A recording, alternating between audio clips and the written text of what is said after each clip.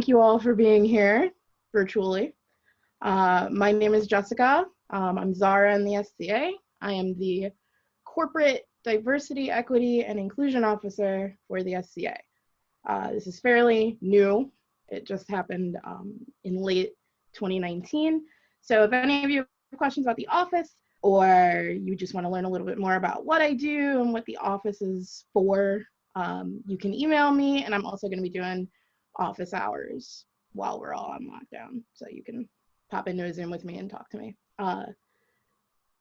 This particular class, it's not like a prepared speech, but the concepts that we're going to talk about are pretty reliant on me using some specific language. So I've got some pretty extensive notes that I'm going to keep referring back to as we talk. I want to preface by just coming out and being upfront. This is a really sensitive subject, and we are using evolving terms about it. So the things that I am bringing up might ruffle some feathers. I know that we've kind of already done that. I've been teaching this class for about a year, and I've gotten pretty good feedback from people who have understood the concepts once we've talked about them, but I do want to make it clear that this was the interpretation that I came through with my study from what I've seen in the media. This is what I have worked with in my experience. But there is kind of no one specific right or wrong way. I won't say that. There are some very wrong ways, but there is no one right way. And we're going to talk a little bit about the nuance there when we get to it. If anyone's uncomfortable, please don't feel obligated to stay. I won't be offended if you need to step out. Put your mental health first. That's always the best thing. So I'm going to talk for probably 15 or 20 minutes. I'm going to ask you to hold questions until after that initial part. We're going to talk about what cultural appropriation is to give us all the same working definition. We're going to talk about what makes it different than cultural assimilation, exchange, or appreciation. And we're going to talk about what makes it so damaging, particularly to minority communities. The first part is going to be couched in a modern perspective, because while we're all playing the same game, we are all products of this modern world that we've grown up in. I want us to reach a shared understanding on that level. That way you can enter the conversation both modernly and within the SCA. And then afterwards, I'm going to open things up to a roundtable discussion. We'll first make sure everyone understands what we talked about in the class. And then from there, we'll move into whatever questions people want to bring up, whatever people want to talk about. You guys can run the show. Drew already kind of talked to you about how to do that with the raise hand feature. And yeah, we'll brainstorm together. So as far as goals, I'm going to post a handout link in the chat. It's a very light handout, but it'll at least give you something to look at for these big definitions. And on that handout, you're going to see that I put some goals down. Let me see if I can do this. Oh, that's a big link. It might work. Let me know if that doesn't work. But I want to talk about my personal goal. So I am not here to tell you what to do. I cannot tell you what to do. This is just an opportunity to learn and understand a new perspective. And it's really just going to come down to personal choice and being self-critical. I want to give you all the tools to engage with this discussion if you so choose. So let's go ahead and we'll just get started. Thank you. Let me make sure the link works. Does that link work? Is everyone thank you, Drew. Facebook destroys my links. I'm so sorry, but hopefully everyone can see the handout now. Yes, okay, great. All right, let's jump in. So there is a very generic definition of cultural appropriation that floats around, and I think it confuses a lot of people, and that is when somebody adopts aspects of a culture that's not their own. So, as you can see, that is incredibly broad, very generic, and it becomes even harder to pin down when you live in, say, the US, that fundamentally prides itself on being a mixture of cultures. Or you play in a historical society that explores those cultures, and as many as we can find. It also creates the question of, what does it mean to adopt aspects of a culture? So if I make lengua tacos for dinner, am I appropriating? What if I wear a Celtic cross? What if I write a haiku? What if I go buy espadrilles? I mean, there's a million things that we do in our everyday lives that come from other cultures. And that's why that definition is awful. It sucks. I hate it. It's non-specific. It's messy. It applies to basically everything. And it makes it really easy to downplay the real issue, right? Because if everyone is appropriating all the time, then it's not that big of a deal. Then no one's really appropriating. So we're not going to use that definition. We're going to get a lot more nuanced. So when we talk about problematic cultural appropriation, what we really mean is misappropriation. And that's related to power dynamics. So you'll see on the handout in this blue box, when members of a dominant culture take elements from a culture of people who have been systematically oppressed by that dominant group for profit, whether social or financial, or to the detriment of the second culture. So, breath, that's a big one. So let's unpack that a little bit. The term dominant culture can really shift depending on where you are, but mostly you should be looking at historical context in addition to actual geographic location. I might use majority and dominant interchangeably, but I'm not referring to just numbers. I am, again, referring to those power dynamics. When I talk about elements, that can be as direct as clothing, food, recipes, or as indirect as inspired fashion or hairstyles. It's not really a hard and fast rule.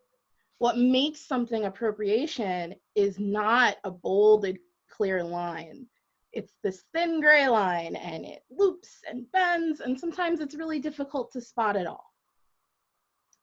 There are a lot of opportunities to explore and learn about other cultures, even as a member of a dominant group, and none of them are appropriative.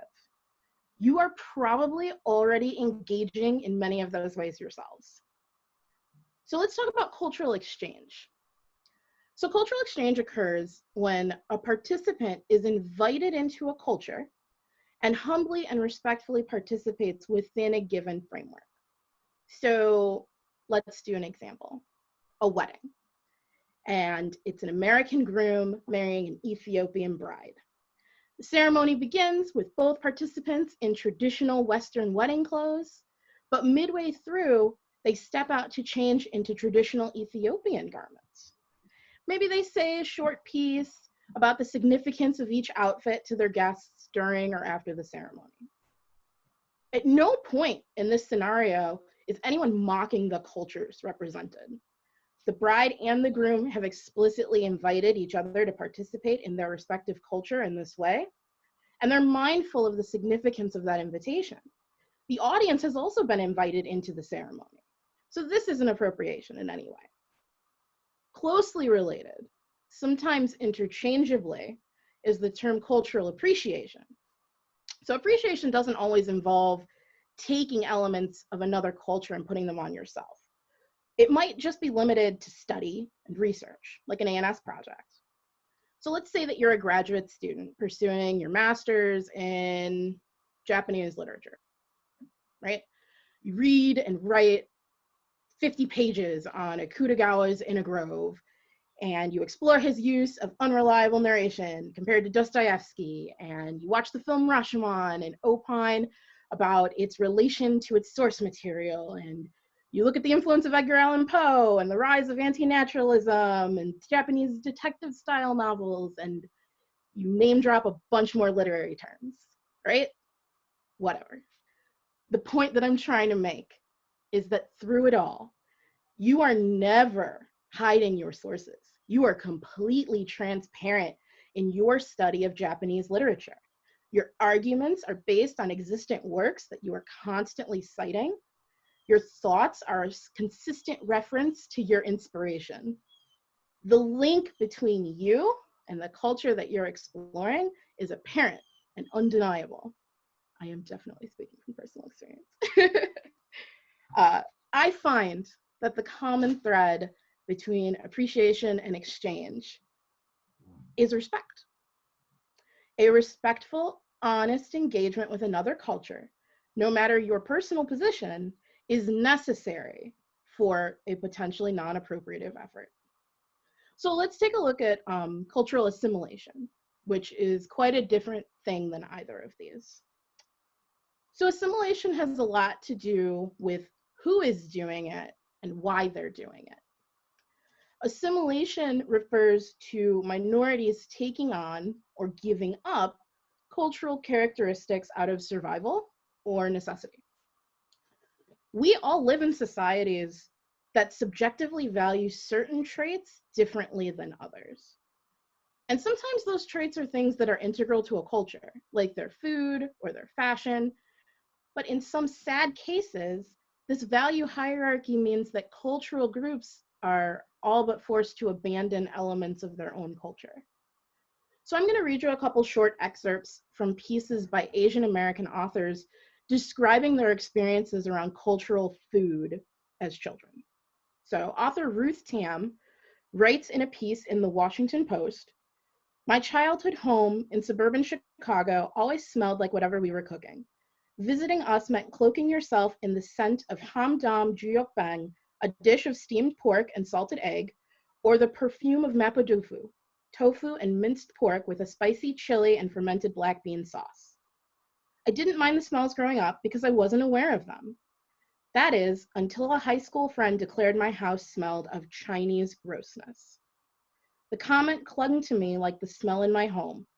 My hunger for my family's food was overpowered by my desire to fit in, so I minimized Chinese food's role in my life and learned to make pasta instead." So Maangchi, a Korean chef and YouTube star living in New York City, also writes of a similar experience in her own life. "I remember boiling my Korean soup soy sauce when I lived in Missouri, and my apartment manager knocked on my door. 'What's that smell? I got a complaint from your neighbor.' I was so embarrassed that I didn't make soup soy sauce again for a long time, even after I moved back to Korea." So in both of these cases, embarrassment and shame caused these women to let go of an element of their culture that they loved. And this is far from a unique experience. You will see this again and again in the stories of members of non-dominant cultural groups, in pop culture, everywhere. I'm pretty sure the show Fresh Off the Boat had a line where the young boy in the family relays a story where his classmate calls his noodle lunch worms, and he goes home and he demands that he be packed white people lunch. It's not just food, right? Piercings and tattoos, often used to signify status or growth in other cultures, may hinder a job hunt for you in some modern societies. Religious coverings may create suspicion or draw unwanted attention. I myself spent years straightening my natural hair before job interviews because I had received multiple comments about it not looking tidy or neat. Because my hair is not inherently what we think of as professional. That's cultural assimilation. You'll see arguments like these of Black people imitating white hairstyles as examples of reverse appropriation. But the reality is, when white hairstyles are the only generally acceptable route, it's not a preference, it's a necessity. Marginalized groups often don't have the luxury of ignoring subjective preferences set by dominant groups. If you want the job, you'll look the part. So that's why I really want us to start looking at the profit or detriment portion of our working definition, which again is in this colored box on the handout. So let's talk about why cultural appropriation is so harmful. It encourages people to take bites of a culture without ever needing to engage with the meal. A taste of something doesn't make you an expert. You'll find folks knowing what a dream catcher is and then starting to appropriate indigenous culture without really ever studying or acknowledging the hardships and oppression that indigenous cultures have and still do face in the US historically, and other places as well. Cultural appropriation allows people to effectively ignore that historical oppression. If we rewrite the story around a culture, we create false narratives and we perpetuate harmful stereotypes. The Disney movie Pocahontas is wildly inaccurate, and the historical Pocahontas was paraded around as an example of a civilized savage and died barely out of her teens.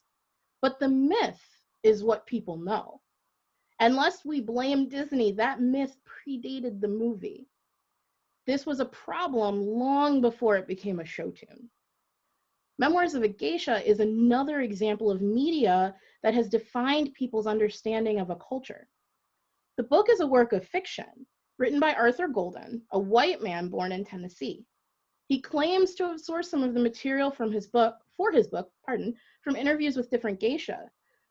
But Minako Iwasaki claimed that she and the others have vocally objected to the way the book, and then later the film, represents geisha culture.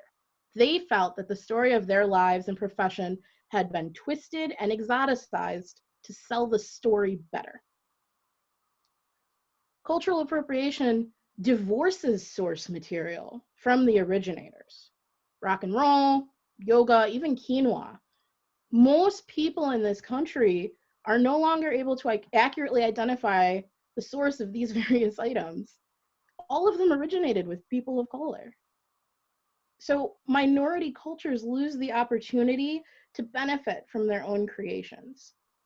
Cultural appropriation makes it permissible for the dominant group to practice and benefit from an element of a marginalized culture that they might not be able to claim for themselves anymore.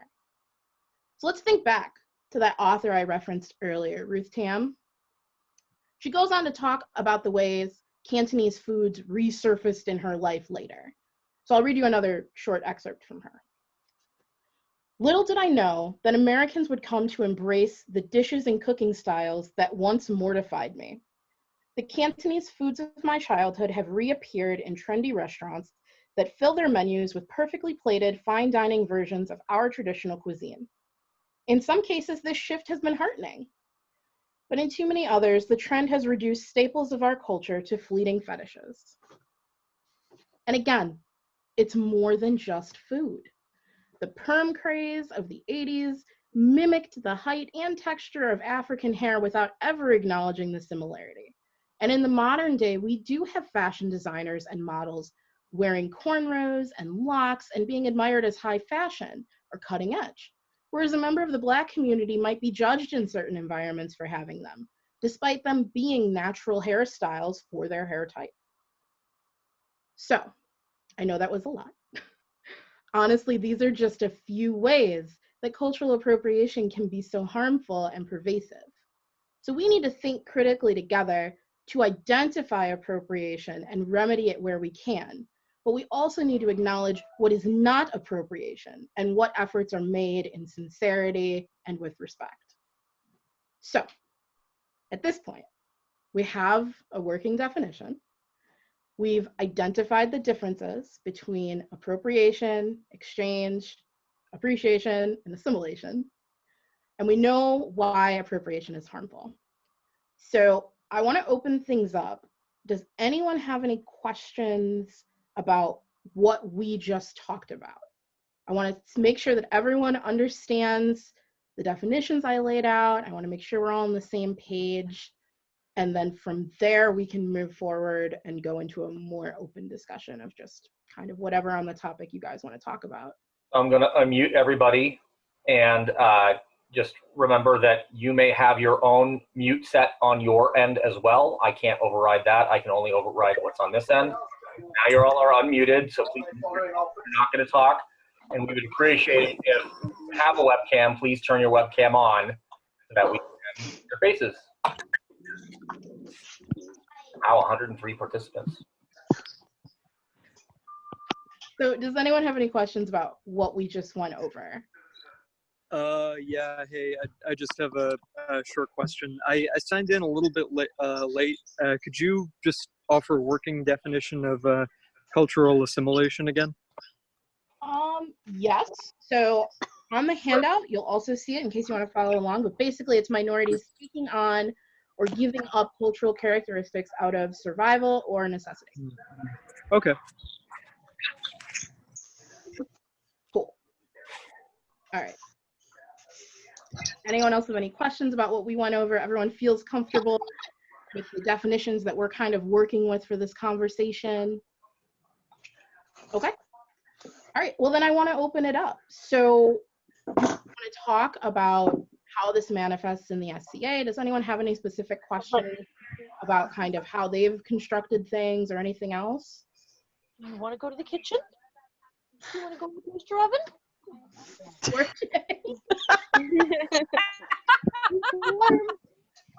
Sure, I'd love to go to the kitchen. Oh God, sorry. Got unmuted. All right, well, I mean, this is the portion where I really need people to kind of guide where we're going. So I can talk a little bit more about. Wait, I do have a question. Yeah, go ahead. Go ahead. Someone spoke first. Go ahead. You go. Okay. I'm a fighter in the East. I know a lot of fighters in the East do something similar with their hair as I do, although you can't tell because, you know, I'm in quarantine and I can't get a haircut. That will shave our heads so that we have a mohawk. Okay.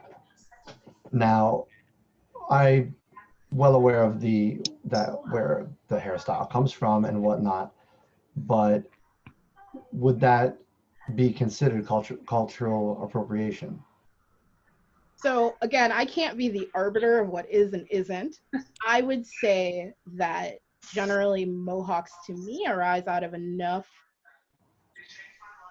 in a personal sense, they arise out of enough of a kind of generic pop culture place. But that said, I mean, if you are associating it with indigenous groups in some way, or if you've added things to it that specifically emulate indigenous groups, then it could be. I mean, if you're just kind of doing the whole like punk mohawk, I doubt that you're appropriating. But again, I can't be the person to say, yes, you are, no, you're not. In my opinion, no.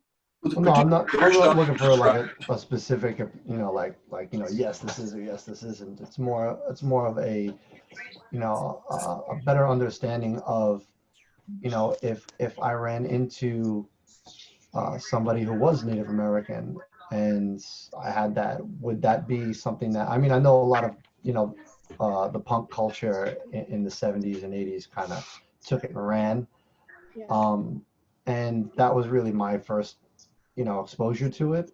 But, you know, being in the SCA, you know, we find out we're more interested in where things come from.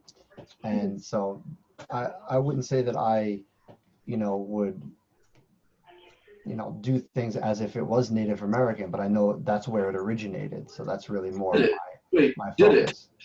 I think you've got to be careful about some assumptions there, because that same style of haircut you're describing is traditional Polish.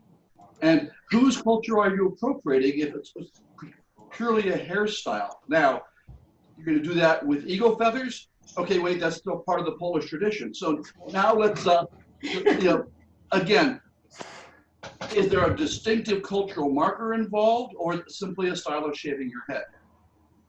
Just style of shaving my head. Yeah, used by many different cultures at different times. Pick one. Or three, it doesn't matter to me. Well, I'd like to say something about that because a lot of white cultures have worn dreads, but it's considered like many modern day people have fallen away, whites have fallen away from using it because they knew that it made people uncomfortable, people of color uncomfortable, because they were getting away with something that people of color couldn't get away with and be considered looking tight, as Zahra had said. And so, you know, I think that is something for you to research. Is that an actual Mohawk hairstyle, or is that something that we have attributed because of cowboy TV shows or something to them? It might not even be really an actual, you know, hairstyle that they've worn. I don't know. I'm, you know, not that. And find out if it's something that they're not allowed to wear in public, and because they would think you would need to work from that. So I don't have a lot in the history of Mohawks. I will be very transparent about that. I have slightly more knowledge on locks. And while there is, I think, a little bit more nuance there to be teased out, I think Mohawks fall enough into the pop culture category, whereas locks become a little bit more difficult because of different hair textures and how you can manifest that hairstyle at all. There is an enormous difference between how certain hair textures lock and how others can create that same kind of visual appearance. So I think, at least modernly, that's something to really explore and have a solid backing on, because that is something that people will question you for. And people should be prepared to engage in that conversation if they need to. Jessica, we've got quite a number of hands raised here. So what I'm going to do is I'm going to mute all again, and then I will allow you to unmute yourselves. I'll have that box checked there so you can unmute when you're called on, but please stay muted while you're not talking. Just Wait, how do you raise your hand? you click on the participants button in the bottom middle of your screen. Over on the right-hand side, a little hand raise button will appear. All right. So we're going to start with Anya Sinova. You can go ahead. I've unmuted you, Anya.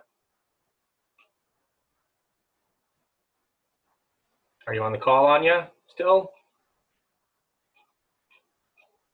Okay, won't help me to unmute. Maud, you can read mine. So she says, I'm third generation Czech. When my grandparents came over, they were quite oppressed. My mother assimilated quite thoroughly.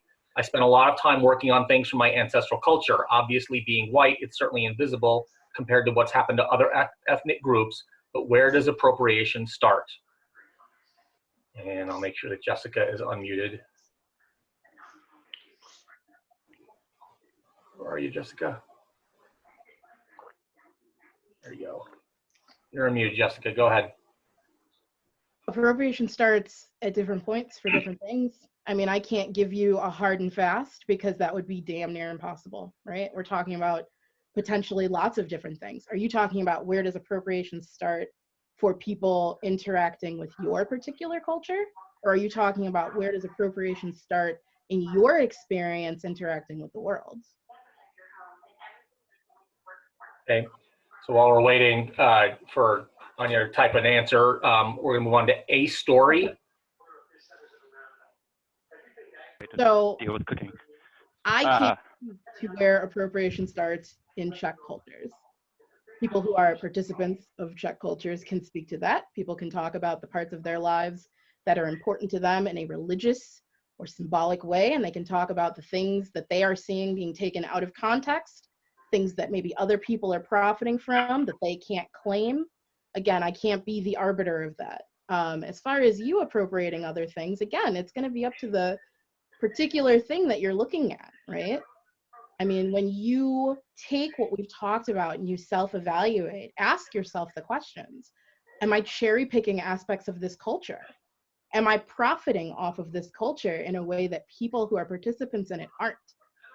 Have I been respectful? Have I done my dutiful scholarship before picking up this element? Am I prepared to answer these questions if a person from this culture approaches me? And also what you're doing matters a lot. The first time I taught this class, I was trying to make it clear that there are very few hard and fast rules, but I'm gonna put one out there.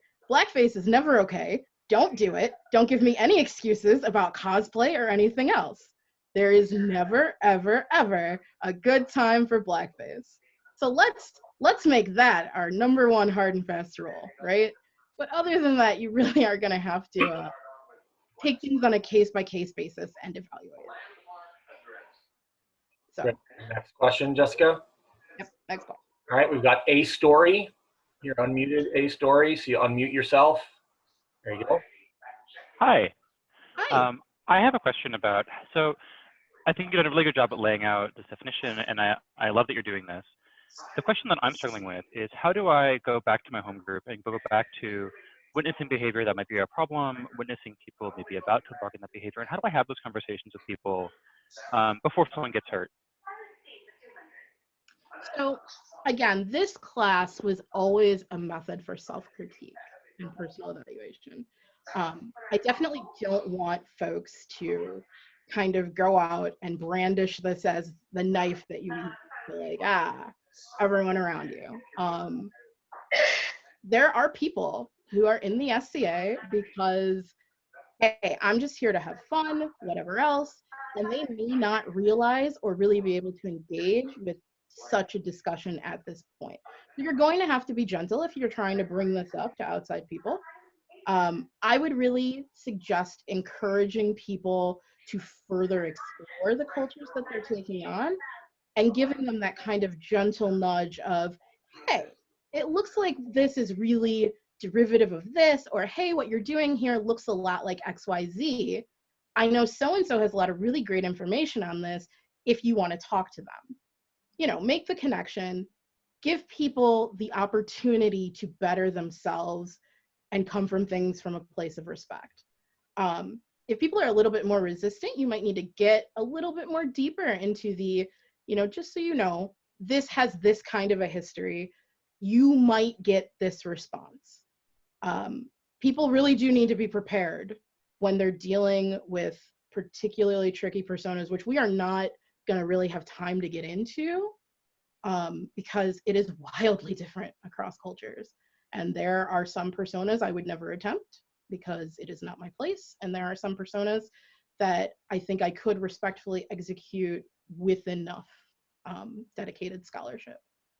So I think starting gently, making the suggestion, creating the connection, and then going from there is probably your safest place when dealing with outside people and not evaluating yourself. Okay, we'll move on to our next question in just a second. I just want to point out, Juliana Riegel, you've hit a thumbs up button and not a raise hand button. So I just don't know if you're like in favor of something or if you actually do have a question to ask. So please go check which one of those you meant to do. Our next question is from Astrid Flores. Unmute. Go ahead, Astrid. Hi, thank you guys. So I have a question regarding one of the points of the information from the file that you sent. There is one that it says like cultural exchange or appreciation may involve in study or research rather than portrayal.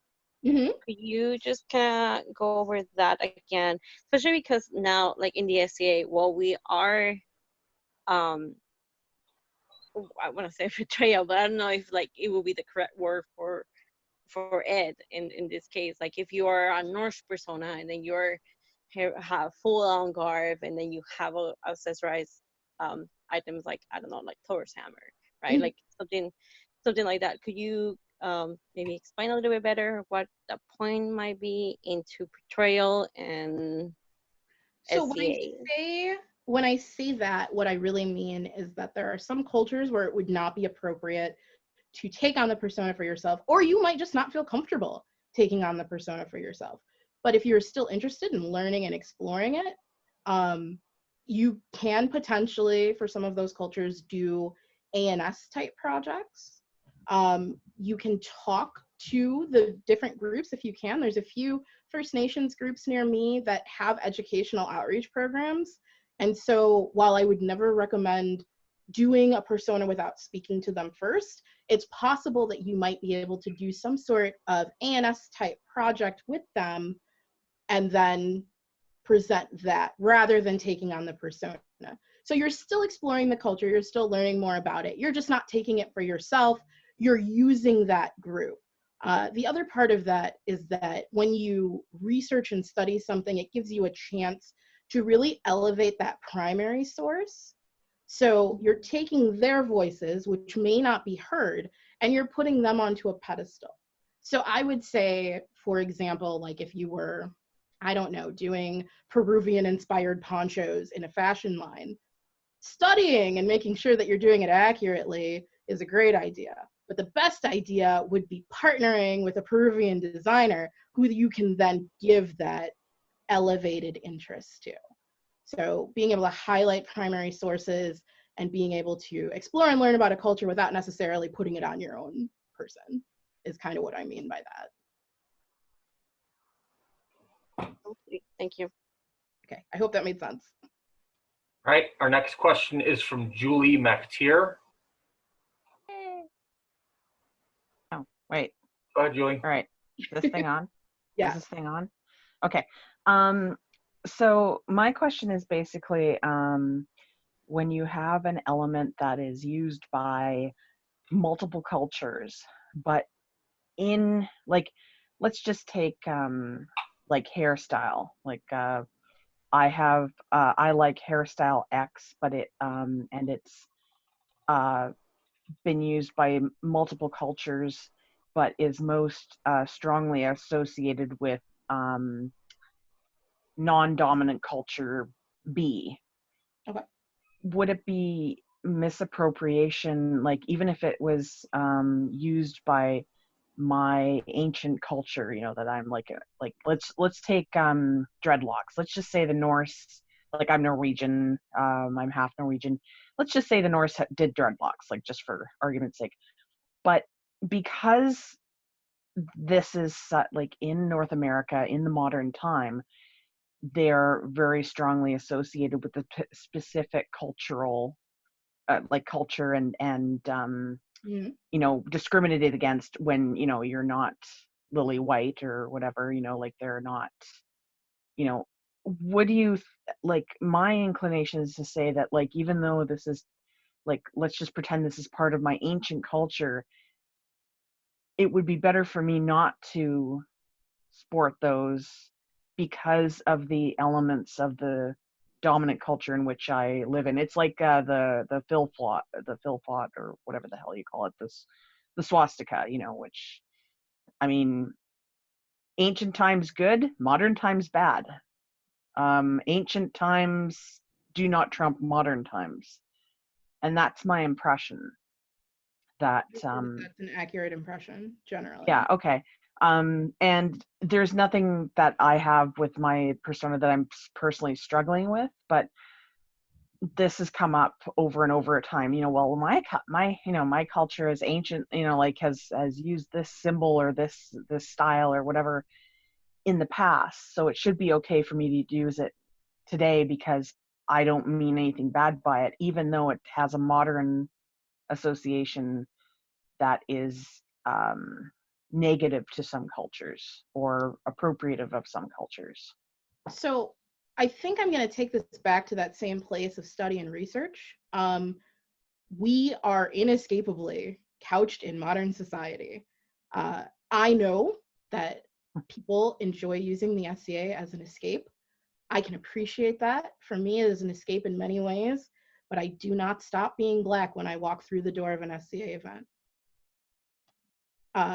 When we talk about symbols, and if we talk about like swastikas in particular, which is, I feel, the most kind of extreme, we are talking about a symbol that was appropriated by people and used for evil. But that means that the most common connection that people have is one of fear and one of terror. And it is still being used in that capacity. And so when I think people want to explore using that symbol in traditional ways, particularly in the US, I think that this is a little bit different from place to place, and I can't speak for other places because I don't live there, but I live here. And I think here the best thing to do is really make sure that the context for that cannot be misconstrued in any way. You want to do a tablet woven band with a swastika, I think the safest way and the healthiest way to do that is in an ANS project with all your documentation right next to it that says, hey, I got this band from, I don't know, Snartemo 5, and here is all of the information behind it. And that way, when people look at it, there is no possible way for them to take that symbol outside of the context that you've placed it in. I think it's very safe to say that ancient times don't trump modern times generally, because most people don't have the level of educational and historical research that we have. I mean, and we can't run around with every picture of us wearing a certain thing or looking a certain way going, actually, when I took that picture, it was because I was imitating this particular thing. I mean, you're just not going to have that kind of control over it. So the best thing to do is really stay in control of that narrative so that it can never get away from you. I'd just like to call attention to one of the comments in chat from Adrian Daggett. I hope I'm pronouncing that right. And in part, just to quote, because in the last couple hundred years, elements of their cultures have been straight up stolen and repurposed without their permission. And while you might not attend it that way, it still echoes those past and current hurts. Yes. And I just thought that was a wonderful way of expressing the harm of appropriation does. And I wanted to catch that before it got buried. Yes, that is beautifully put. Yeah. Anyway, yeah, I just wanted to touch upon that because it's, you know, it seems to rear its ugly head every now and again. And it's like, and my personal opinion is just, we cannot deny what modern or like recent history has done to the symbols that we're using. It's true. All right. Okay, thank you. I want to move on only because I don't know how many more hands are up, and then I also want to see if we can maybe talk and chat a little bit, but I have not been able to reach chat at all. I'm so sorry. I will go back. Okay, next is William.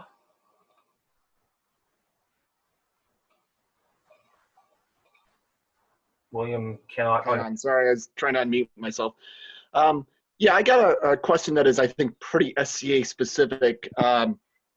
What do you do when the culture you're really interested in no longer exists? Like they just, there's no modern contemporaries, I don't know, they were wiped out by the Mongols, assimilated by a neighboring group, died of plague, whatever. Advice of how to deal with that? Research. Lots and lots of research. There will be descendants of that culture, and you can usually go to those sources and find out more. Sometimes that can be very, very difficult. My primary persona is Abyssinian, which is modern day Ethiopia, and it has been hard finding sources. I do not speak Amharic, but that is my responsibility. So that is just kind of one of those, you do your best with what you have. You work as hard as you can to make sure that your efforts are in line with what the descendants of those people would be comfortable with sharing. Be particularly careful around anything particularly religious or spiritual, because there are a lot of pitfalls there. Research. I'm sorry. That's really the only strategy that I've come up with. Okay, and that's kind of what I figured. I wanted to know any. Okay, cool. Thank you. Sorry. Okay, next is Tony Straquadine. Good job on the last name. Huh? I'm a bard. Good. It was pretty, you got it pretty close there. I have, my question is aside from recent happenings and what I'll refer to as the swastika incident, I would like to know if you could give me an example or two of how negative cultural appropriation can appear in the SCA. And I'm asking because in my experience, we're all portraying members of these other cultures other than our own. And we have, for the most part, we're studying the cultures and we have respect for the cultures. In most cases, we have respect for other people's cultures that are totally different from our own. And I would just like to know maybe an example of how this could, how negative appropriation can be seen in the SCA. Okay. So I will give you one out of personal experience. Again, I do an Abyssinian persona, which is modern day Ethiopia, Eritrea, and a little nip, that region, right? Horn of Africa. It is very, very common for people to conflate every country in Africa with what I do. People will come to me with things that are Ghanaian. People will come to me with things that are from Benin. People will come to me with things that are all over the place and are not really related to what my persona would have had anything to do with.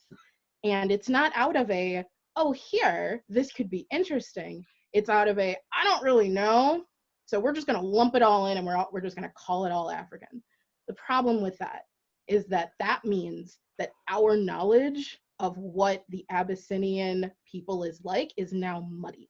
We have now conflated all of these different cultures, and we have already not really done a lot of due diligence in the US to studying African history. So when we then take all of these different things and we put it all on top of them, we are perpetuating a false narrative, which can be very damaging, right? We are effectively destroying the historical knowledge that people will learn and know.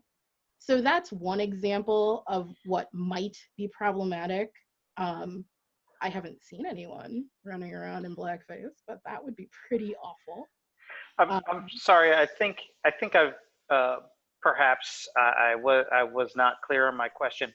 I guess what I mean is not so much out of non-knowledge. I hate to use the word ignorance, but not out of non-knowledge for a culture, but what I mean is maliciousness, malicious intent. I mean, so when we talk about appropriation, I don't think we're usually coming out of something malicious. I think if someone maliciously dresses up to mock a culture or to engage in negative stereotypes, I would call that racism. I would not call that appropriation. Absolutely. If your intent is to mock, then you're in the wrong place. I agree. I just wanted to know if there was a line there, because we absolutely don't stand for any of that behavior. So okay, thank you. I'll let us move on to somebody else. Okay, next is Crispina.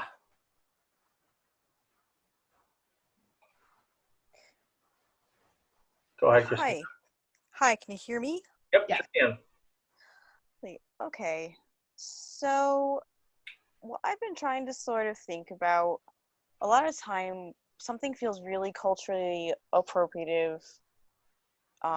Usually, like, first of all, it's got to be someone from the dominant culture doing it from a culture that's comparatively less powerful where they are.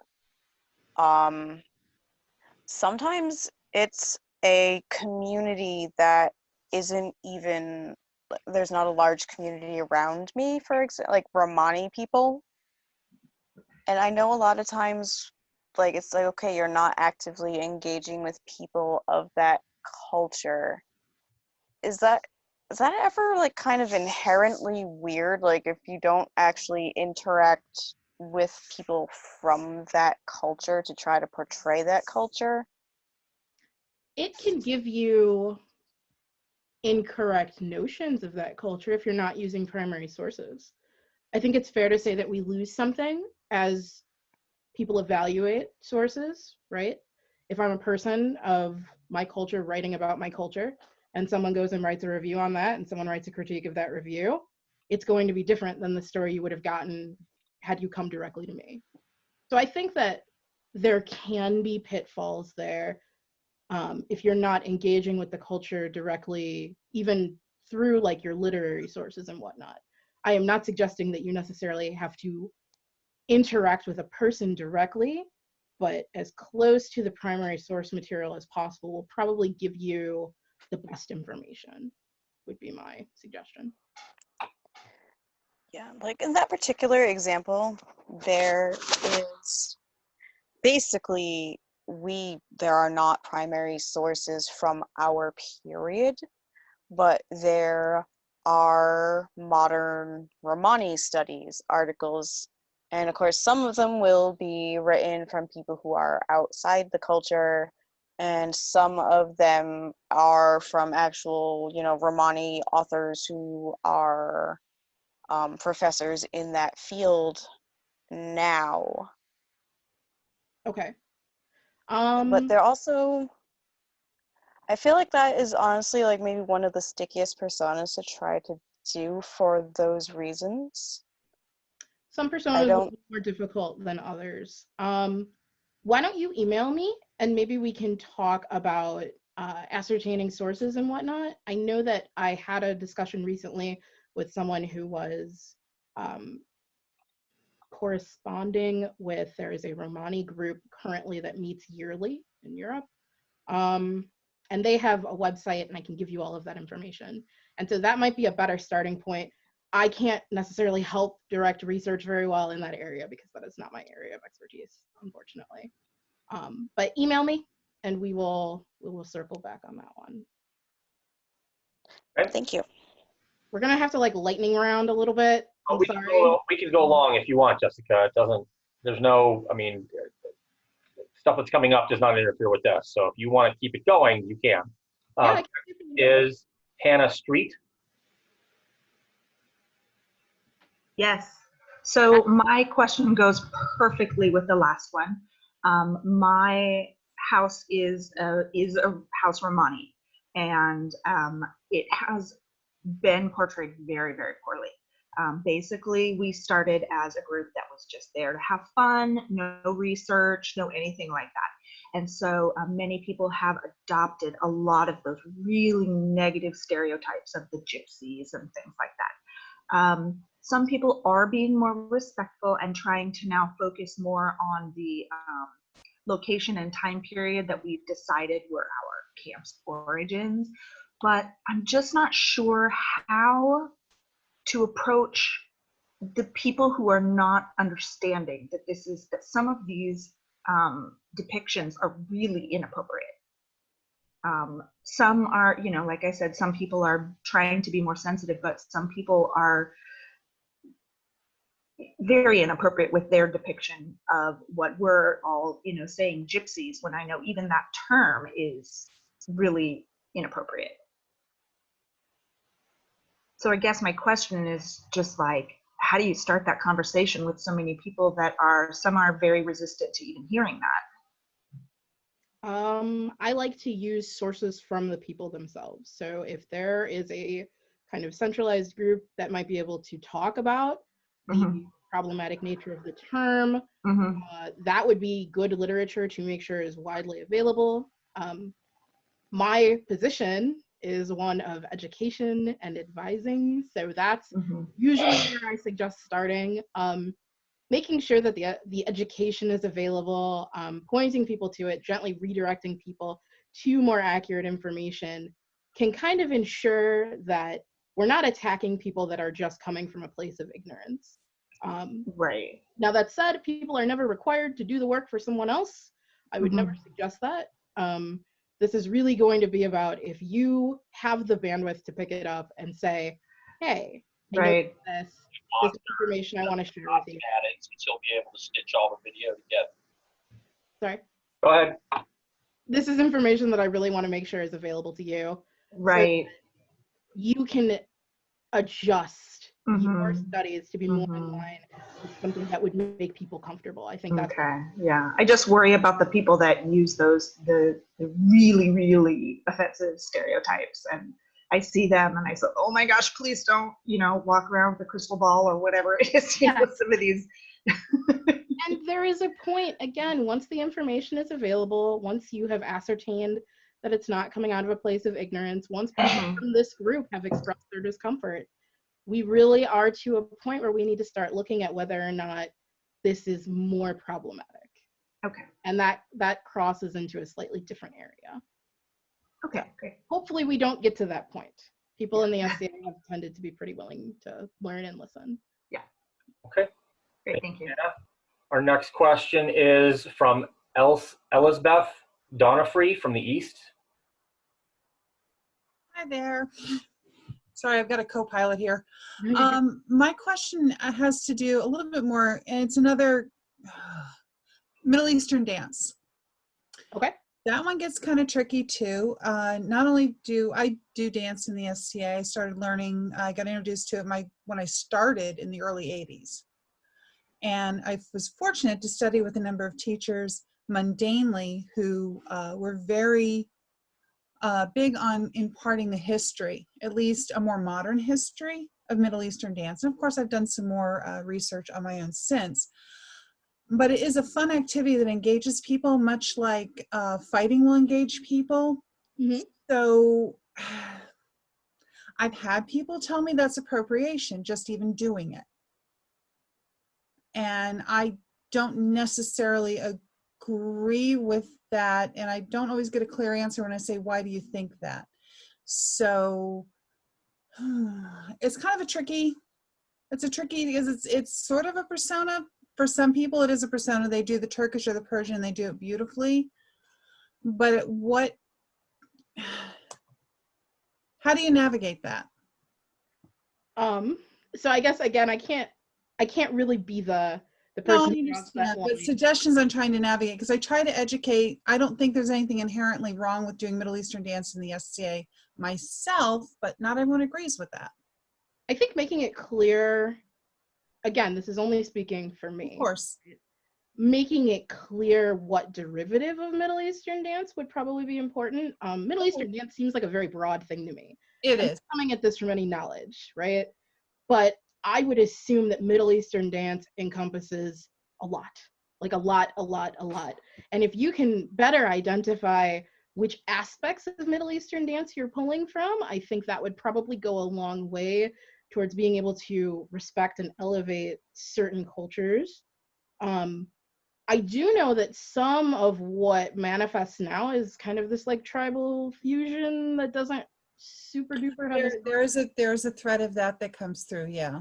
Yes. So that could be problematic depending on how it's portrayed and manifested, right? Mm-hmm. If we're talking about potentially profiting off of this. If there was a person offering classes in tribal belly dance, and this is not something that's coming out of a specific culture or by the people from that culture, and people are profiting off of it, that could potentially be problematic. I think within the SCA, your best bet is to tease out the historical threads of it as much as possible and make sure that you're emphasizing those and giving people the opportunity to learn about this source if they would like to. Going into it without having any knowledge there leaves you much more open into falling into pitfalls you don't know about. Right. Well, there tends to be two types of dancers you see. Like you've mentioned, there's people who clearly have studied the tribal styles and they bring that into their dance in the SCA. And there's others who just take whatever classes. I mean, seminars I would study very specific, like Egyptian or a folkloric style. But a lot of times what you get taught is just an amalgamation of a whole bunch of different styles, and that's what you actually really see a lot of in terms, even in the Middle Eastern dance Penzik. So I can only really speak from this with an outsider's perspective. Mm-hmm. To me, it would require talking to people of whatever specific Middle Eastern descent is most related and seeing how that group feels, looking at what their particular guidelines are. It is possible you could be crossing into something ritualistic, which could be problematic. Mm-hmm. It's possible that it's totally fine. It's possible that this culture might be very comfortable with people imitating them in their movement. It's possible it might be something a little bit more sacred to them. You won't know unless you can do a little bit more tracing with it. So that would be my... I just want to make sure that if there's an opportunity to do better within the SCA that we do it. So yeah, time to go do some more research. Thank you. Elizabeth, and I wrote it in the notes, but Donna Mejia does a lot of lectures on cultural appropriation in Middle Eastern dance. And a lot of those lectures are available in papers and in videos. And she's the most widely published person that's doing this kind of research. And she's doing it as a college professor and as a person of color. and she documents a lot of the cultural appropriation of the Arabic culture. So she's who I bring in to do lectures about that specific topic. She's the best source that I know as far as citing all the books that you should read and all of that stuff if you want to find that out. Okay, very cool. Thank you for that source. Again, lightning round, so next question. Next is Sigrun. Okay, this is a more specific question, I think, than the others.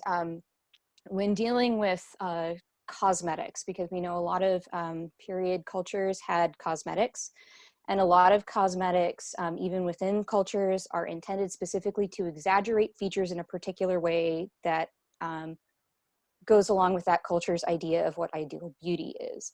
Mm-hmm. This obviously can get very sticky, and are there any kind of guiding principles so that when, say for instance, if I were to try and do Heian era makeup, I'm obviously not Japanese, any guiding principles to help someone like me decide it's like, okay, this is too exaggerated, this is getting into essentially yellow face, versus this is as accurately portraying the cosmetics as they would be done, as close as I can do it? I think you would have to look at whether or not the culture would allow for that kind of, I don't want to say in a modern sense, but I mean, is this an aspect of history that current culture feels comfortable with people taking on? Is this something sacred? Is this something that is linked to something that should only be performed by certain people? If the answer is no, then I think from there you identify not only your own comfort, but whether or not you can talk about it. Blackface is never okay. Yellowface is never okay. But when we talk about makeup, it can be a little bit more subtly done and still get the point across, right? You don't need to necessarily go into something that you're not comfortable with to be an accurate representation of that culture for that time. But at the same time, you'd really have to look at the culture itself to know where that line is and where you can necessarily engage in conversation about it if questioned. The biggest thing I think is to be prepared to answer those questions if they come up. If I decide to use all white makeup and someone comes up and says, I don't like that, let's talk about that, I had better be ready to have that conversation.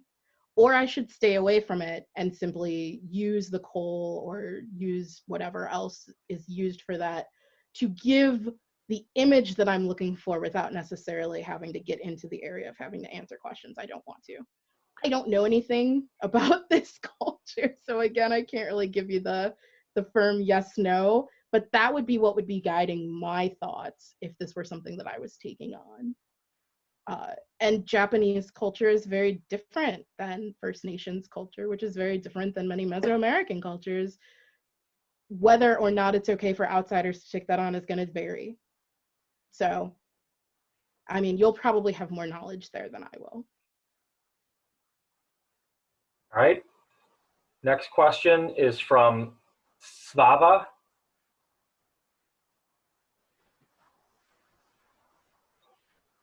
Hello. Hi, girl. I'm